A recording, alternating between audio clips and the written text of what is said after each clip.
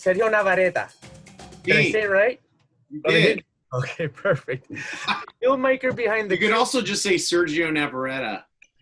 And I was trying to like put a little, a little Spanish oomph on it. What's your ethnicity, by the way? Where are you descended from?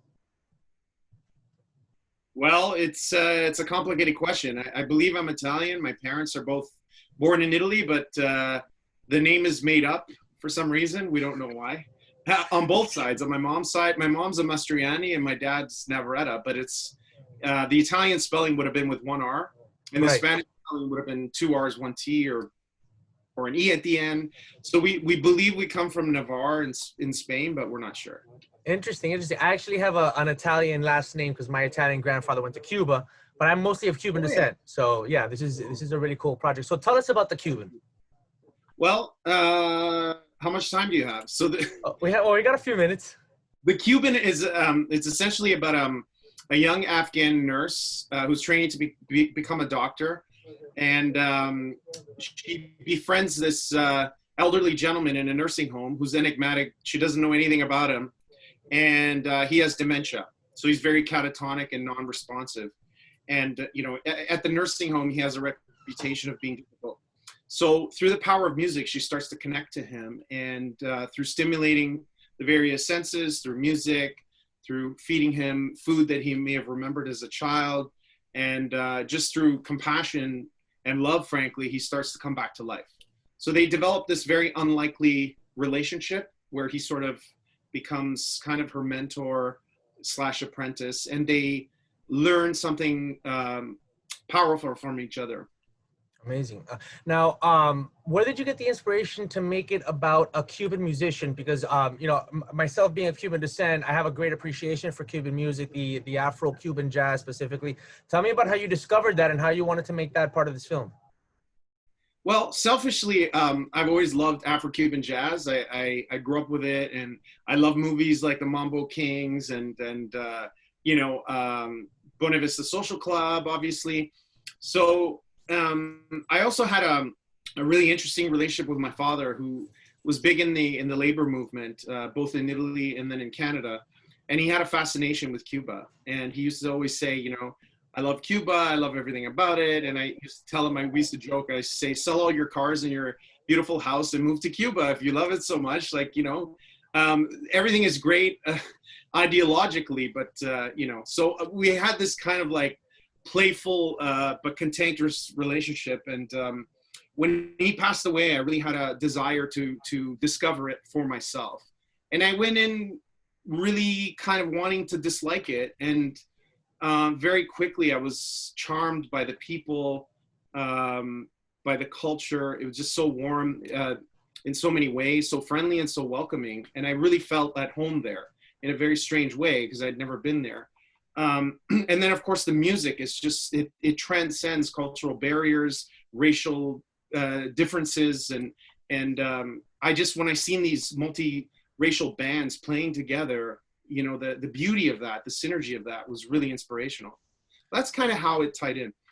Amazing. And tell me about working with Louis Gossett Jr. Because I think he's been to Cuba and he has a good understanding of Cuban culture. Yeah, and he grew up in Brooklyn, and he talks about this all the time, that music, Afro-Cuban jazz, really was a big part of his growing up and informative in that way. But I mean, he's a living legend, so when you get past the initial shock and awe of working with somebody so iconic, it's business as usual, and he's just so committed. And I realized we were working with one of the greats when I called to action the first time, and he went from joking around on set and just going into this zone, and everything was expressed in his eyes. He said, wow, man, that is incredible. Everyone felt it on the set. So that's kind of the magic that I was looking for. And the role was very much written for him. So we chased him down until he said yes. And thankfully he did, because he carries them, and he's at the backbone of the movie in so many ways. And you shot most of this in Canada, but you also got to shoot in Havana. Yes. Tell me about that. Yeah, I mean, so we spent a month prepping for Havana. We were only supposed to shoot there 3 days. And we spent a lot of time prepping, and we found the right partner too, like the right production company who really understood our vision and knew the timelines and the budget restrictions that we had. But, you know, despite our best plans and best efforts to have a strict plan, I mean, when we got there, we had to throw everything out the window. I mean, you know, it's like, you're going to shoot in this club. So I start storyboarding and mapping out the shots in my head. And then suddenly the day before, like, nah, they changed their mind. We're going to do this club now. It's like, what? You know, it's things like that just like, you know, at first I had to get used to. But it really challenged me and my rigid ideas about having a clear vision and then having to throw it all away and come up with something spontaneous in the moment. And a lot of those beautiful shots I really came up with while I was there.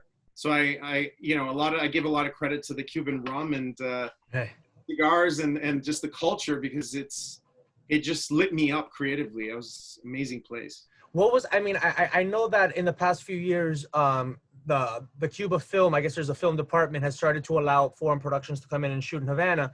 What was the process like to I guess apply to be able to shoot, you know, in Cuba? Was it like a big to do? I'm sure that was a big logistical. Okay, we got to spend time on this. Yeah. We so just to give you an idea, we're still waiting to receive that official, you know, confirmation. The easier way, I think the more realistic way, was just to partner with a company there, and they took care of all that. But yeah, I mean, everything from shooting in Havana and the Malecon, which is the busiest street in the whole country, you go in with best intentions, then you get there and it's chaos. There's cars everywhere and people. And so it was one of those serendipitous moments where, you know, all the diplomats of Cuba happened to be at the Hotel Nacional. So the street shut down for like 20 minutes. And I look around, it's like, there's no cars. There's like, go, go, go. So we literally captured that lightning in a bottle, man. We were all looking at each other afterwards, high-fiving, like, how did we ever pull that off? There's a lot of luck. And they work hard, you know, when they believe in something and they care about someone, they give 110. So that was one of the best parts of it. I felt like I was with family. Aside from, you know, the Cuban element, the element of, I guess, of someone who had a great journey kind of ending their life by themselves is something that, you know, certain stories capture, especially when you're dealing with an older character and the way a younger character can relate to them. So tell me a little bit more about the central character, Mina, and dealing with Louis Gossett's character and relating to something, because I think a lot of times today, especially when we have a lot of old people in old folks' homes, and, you know, sometimes, you know, we put so much emphasis on youth that, like, our elderly people kind of seem forgotten, and they have so much wisdom, and you deal with throw in Alzheimer's and dementia and things that, you know, older folks and our family members have to deal with. How did this story come about? And then talk to us a little bit more about that connection between the younger character, Mina, and Louis. Well, it's something that was on my mind personally, because around the same time I had finished up a project. When we started developing the Cuban, my dad passed away at 71. So that was a big shock in my life. And the biggest takeaway was how absolute death is, you know, like when someone's gone, their stories die with them. So I was feeling a lot of guilt around that. And also just how busy we are. Like, we just don't have time to connect to our elders. And it's crazy because all our cultures, you know, 100 years ago, the elders would be in the town square, they'd be telling stories, and they really be the people you go to for, you know, advice and wisdom, to share their wisdom and impart their knowledge. But that's kind of, and everybody on the team, whether it was the writer or the two other producers, Taras Colton or Anna Golia, who's also the star of the movie, we were all dealing with that. Either, you know, whether it was their grandparents or my father, it's like, it's a real issue. And then, of course, the pandemic hit, and here we are talking about this long-term care disaster, like how we've, in a sense, collectively failed our elders. You don't see it in Cuba a lot. You know, I mean, the elders are there as part of the culture, and a very important one at that. Totally. So where can we catch the film? It's right now on 52 screens across America. You're in LA, I believe, and it's at the Lemley. But a lot of these theaters now have pivoted and they've all gone virtual on their own virtual platforms. So thecubanmovie.com has all the movie listings across the country, and eventually it will end up in late fall on VOD. So, awesome. And the soundtrack is also available. We didn't talk about. Oh, please tell me about the soundtrack. Pardon me? Go ahead and tell me about the soundtrack.